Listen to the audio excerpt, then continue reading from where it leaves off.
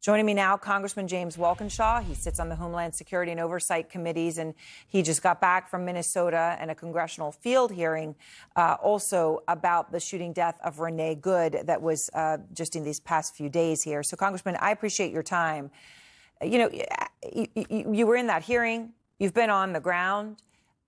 This is now a horrible tragedy today. Is it something that you felt was inevitable?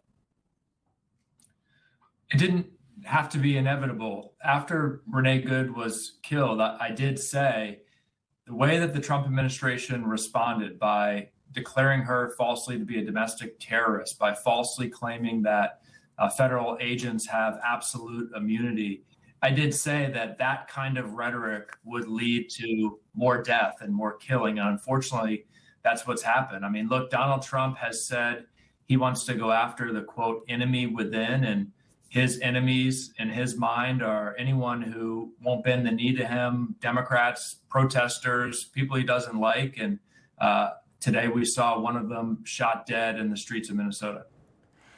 I don't know how many of the videos you've had a chance to see. That we've shown a few, but from what you have seen today, what do you make of the DHS saying that this was a self-defense by the officer?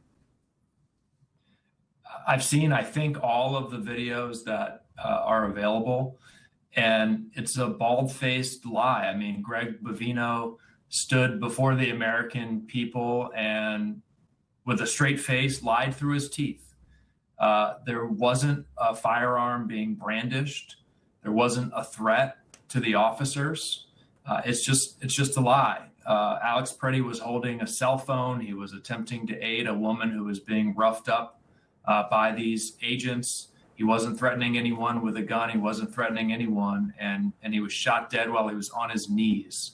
So Greg Bovino, he's a lunatic and he's a liar, as is most of the Trump administration leadership.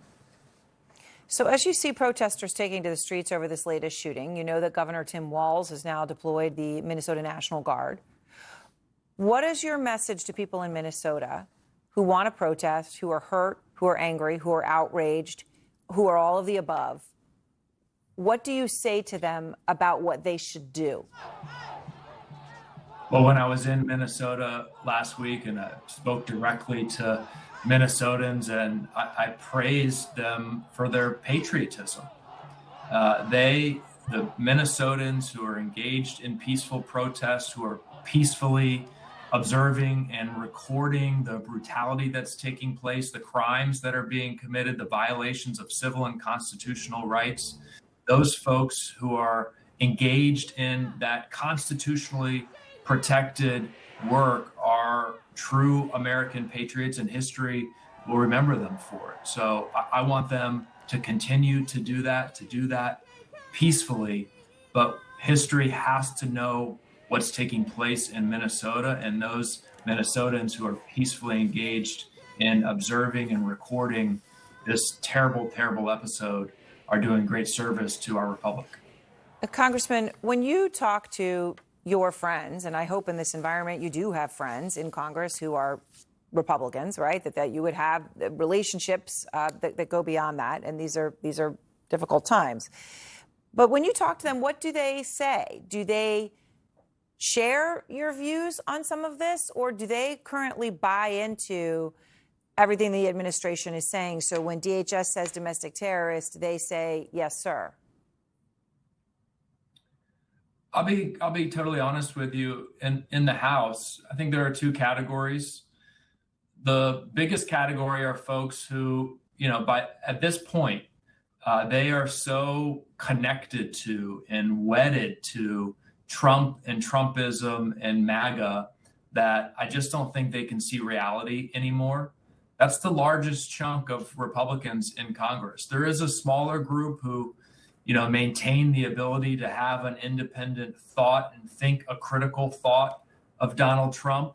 They tend to find the courage to speak it publicly after they decide that they're retiring from Congress and not running for re-election. Well, we have seen some of that. So, what do you think, Congressman, happens from here? I'm just looking at the precedent here. Unfortunately, there is a precedent because this is not the first person who has been shot. And when we look at what happened to, Renee Nicole Good, the initial investigation was into her, not the ICE agent, Jonathan Ross. And they said that they're not doing an investigation and that he's in the clear. So do you think that there will be any investigation here? And is there anything anybody can do to ensure that there is one? There will not be a legitimate investigation conducted by the Trump administration. Look, they prevented local and state law enforcement from accessing the scene so that they can conduct a real investigation. They've taken the Department of Justice and the FBI out of it. We had one FBI agent who courageously was trying to move forward with a real investigation of Renee Good's killing, who resigned because she was blocked from doing that work. There will not be a real investigation under the Trump administration. However, President Trump won't be the president forever, and Republicans will not control Congress forever. And one of the messages that I and my 27 colleagues who were in Minnesota last week sent is that there will be accountability for those who are violating the law, for those who are killing American citizens, for those who are violating constitutional and civil rights. There will be accountability. It might not be today. It might not be next week, but it will come. There will be accountability for this. Congressman James Walkinshaw, thank you very much. I appreciate your time on this Saturday night. And I want to go back to Sarah Seidner at the